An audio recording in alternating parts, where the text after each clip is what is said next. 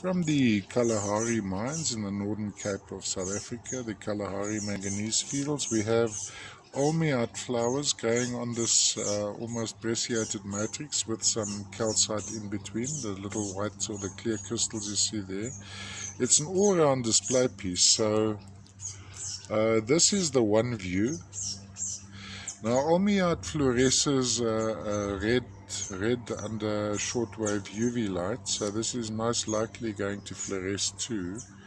This is a beigey come brown olmeite, but the main feature here is the form. It makes like little wheat sheaths or cauliflowers of olmeite, all caused by a whole lot of tiny little olmeite crystals growing together in a flower formation. Lovely size, almost a hand size, so it's a very, very visible specimen. I'm going to tilt it. This is a pretty accurate indication of the color. It's actually a little bit, the camera tends to overexpose in this section. Actually, it's a little bit light, not as bright as that. It's a more brown. Let's just see here. Maybe if I tilt it in like that. When I tilt it over back, that's a pretty accurate indication of the actual color. Now let's see if we can run it through this way. Look at that, there's little olmeite crystal jutting out that side.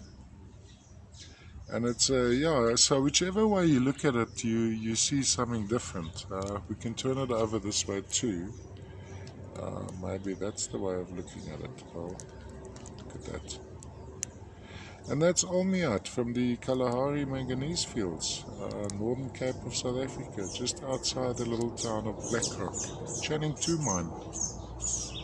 About 15 kilos outside the town of Blackrock, which is about 80 kilos north of the town of Kuruman.